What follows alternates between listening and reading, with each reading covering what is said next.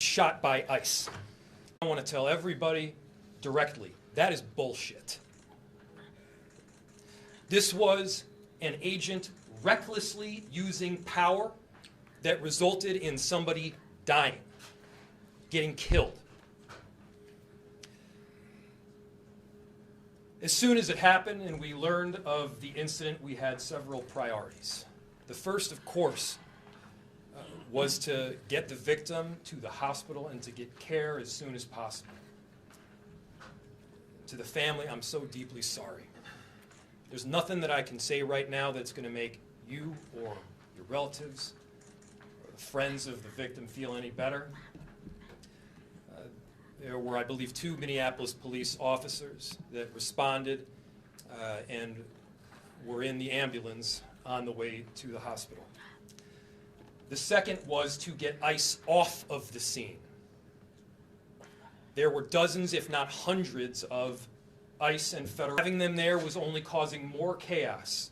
Having them there was only making a difficult situation even more problematic, and one that, yes, they created themselves. There's little I can say, again, that'll make this situation better, but I do have a message for our community, for our city, and I have a message for ICE. To ICE, get the fuck out of Minneapolis. We do not want you here. Your stated reason for being in this city is to create some kind of safety, and you are doing exactly the opposite. People are being hurt. Families are being ripped apart. Long-term Minneapolis residents that have contributed so greatly to our city, to our culture, to our economy are being terrorized, and now somebody is dead. That's on you. And it's also on you to leave. It's on you to make sure that further damage, further loss of life and injury is not done. We're going to be working towards justice as quickly as we possibly can right now, and justice is what we've all got to get. Next, a message to our community. Look, we all know that the agenda of this Trump administration is to create chaos. Let us respond right now with our best versions of self. This is a moment where all of us in Minneapolis and beyond, we can rise to the occasion. We can show them who we are. We can show them the kind of courage, bravery, love, and compassion that makes Minneapolis, Minneapolis, and that makes America, America. We are better than a bunch of ICE agents being deployed to cities around the country and ripping apart families and communities. We're better than that. And so we are going to meet that hate with love. We are going to meet that despair with hope. We are going to meet that injustice with constitutional justice ourselves. And we're going to make sure that in this very difficult moment, we do not take the bait that these ICE agents are trying to create and that the federal government, to be clear, wants. They want us to respond in a way that creates a military occupation in our city. They want an excuse to come in and show the kind of force that will create more chaos and more despair. Let's not let them. Let's rise to this occasion. Let's show them something far more beautiful than the kind of division that they're trying to stoke. Let's show them unity of purpose, of love, and the courage of our conviction. Our conviction, to be clear, is rock solid, and it is for our neighbors, all of our neighbors. It's for people who have lived here for 80 years. It is for new immigrants who have made this city a better place. That's the kind of love that we're going to show up with right now. If you're angry, I get it. I am too. If you're feeling that kind of despair, it's understandable. Let's show them who we can be. Let's show up with peace. To march, to protest, to hug one another, to love all the way with peace. Do not give them what they want.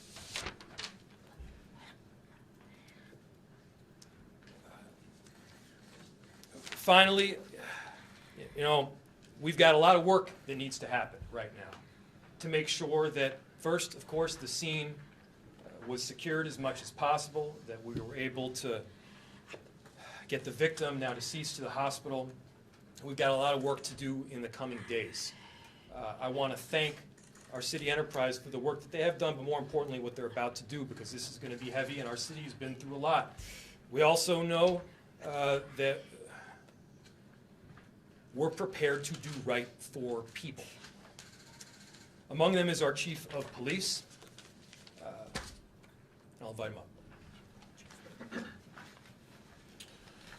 My name is Brian O'Hara, B-R-I-A-N-O''Hara. I am the Minneapolis Police Chief. This morning, Minneapolis police officers received a report of federal law enforcement being involved in a deadly force incident, meaning shots had been fired. Minneapolis police officers responded to the scene. We arrived and found a woman with a gunshot wound to the head. Life-saving measures were performed at the scene, including CPR. The woman was transported to Hennepin County Medical Center, where she has since been pronounced deceased. The preliminary information that we have indicates that this woman was in her vehicle and was blocking the roadway on Portland Avenue, midway between 33rd Street and 34th Street in the city. At some point, a federal law enforcement officer approached her on foot, and the vehicle began to drive off. At least 2 shots were fired. The vehicle then crashed on the side of the roadway. Minneapolis police officers secured the crime scene and assisted in trying to preserve the evidence that is there. We have since turned over the scene both to the Federal Bureau of Investigation as well as the Minnesota Bureau of Criminal Apprehension, which will be conducting an investigation into this use of deadly force. I want to thank the mayor, city council president, other members of the city council, state legislators that were on the scene. This has been a very difficult time for everyone in the city. And this is obviously a very, very tragic situation where a woman has lost her life. That being said, in addition to this tragedy, which unfortunately we did predict, we were seriously concerned about further escalation from the scene.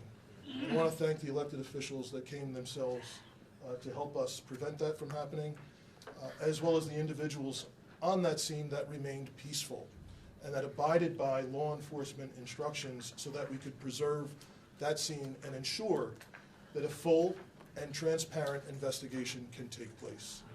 That being said, I just echo the mayor's comments that we ask that the community continue to call for peace. We understand people are going to be upset about what happened, and people are going to want to exercise their First Amendment rights. But please do so safely and lawfully to ensure that we do not have any further tragedy in this city or destruction. Thank you. Chief, thank you, Sheriff, thank you, council members. I'll open it to questions. Any idea on the identity of the ICE officer who fired those shots at this point? I don't have that information, no. The question was, is there an identity of the ICE officer that fired? I do not have that. Mayor Farmer, during the ICE officer stopped a position from helping the lady who was shot. Is that true? We've seen video, it's all over social media, that someone tried to help this lady, and they were pointing guns at and told to get away. Do you know about that at all? So the question was, there's information out there that people tried to help the woman that was shot, and ICE officers that pointed guns at them and told them to leave.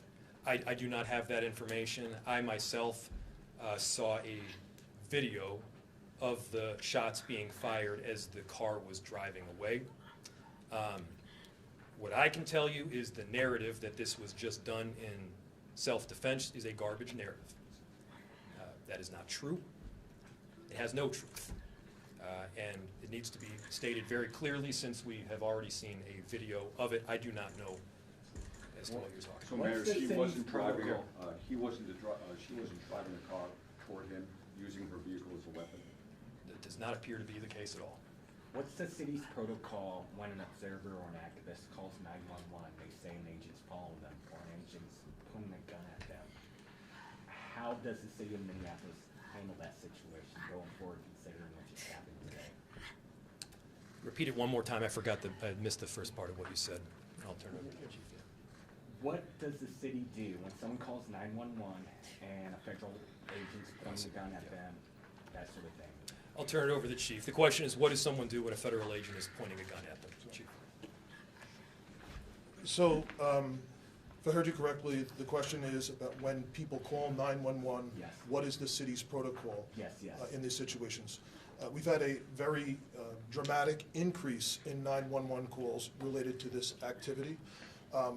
We have a protocol in place that has been evolving as the situation has been changing. And at this time, there is a designated supervisor that is on duty 24/7 that fields those calls.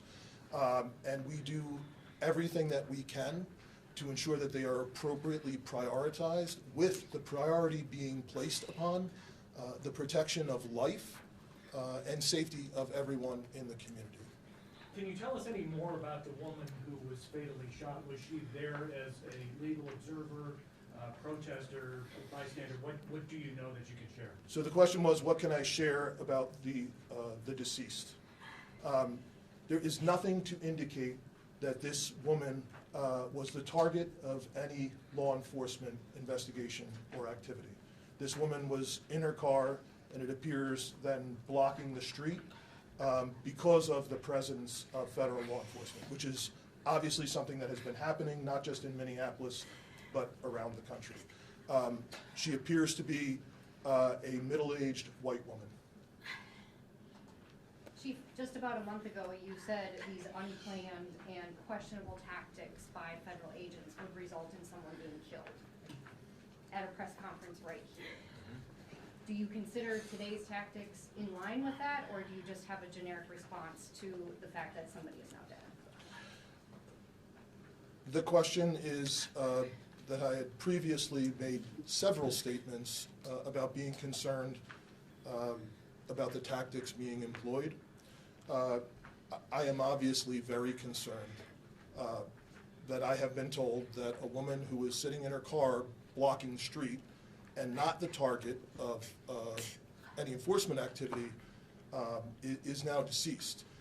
However, I do not know, to be clear, I do not know the exact circumstances of the shooting, but I would tell you, in any professional law enforcement agency in the country, I think they would tell you it's obviously very concerning whenever there's a shooting into a vehicle of someone who's not armed.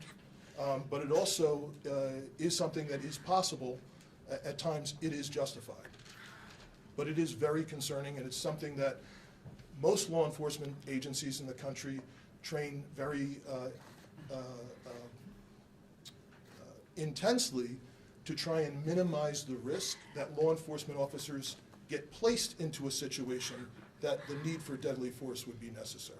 Has there been any indication of that need in this case? I didn't hear the question. I'm Has there sorry. been any indication of the need to shoot into the vehicle? in this The question was, any indication about the need? I guess, getting back to the justification of this, I have not seen any information other than what I have Chief, was she communicated. alone in the car? Were there children in the car with her? The question was if she was alone in the car. I know that I got there shortly after this call came in. I did not see anyone else with her while I was on the scene. However, I've since been told by our officers that have been with her the entire time that a spouse has arrived at the hospital.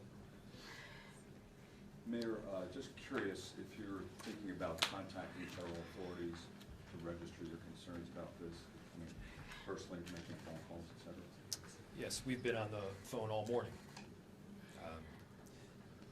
As soon as we learned about this, again, there were a series of priorities that we needed to go through. The first, of course, is to keep people safe and to help the victim in any way that we could. The second was to get ICE off of the scene. There was the notion that ICE agents would be necessary to create a perimeter around the scene itself. They themselves were creating the kind of dysfunction and chaos that they claimed to be trying to help with. And so the message that we delivered very clearly was to make them leave. Now, beyond leaving the scene, they should also leave our city and our state. You know, we do work, our chief does work, our sheriff does work every single day to keep people safe in our city and in our state. And crime is dramatically down. Crime is down. It continues to trend down. They are doing the hard work of investigating, of arresting perpetrators of violent crime. What this federal administration is doing right now is not about creating safety. Do not let them tell you that what they are doing is about creating safety. It is not. It is having the opposite impact. We need to be clear-eyed about the work that is moving forward, and they need to leave Minneapolis. We have time for one or two more questions. Mayor, you may know this with your legal background. If the shooting is found to not be justified, does the city have any legal, or the state rather, have any legal recourse to bring charges against this ICE agent, given that this person is a federal agent, if the feds don't? So, obviously, and I have to always lead with this caveat because it is true, an investigation still does need to be conducted. I had my perception of what took place based on the vehicle and the vehicle's positioning. It does not appear that the individual is trying to ram anybody.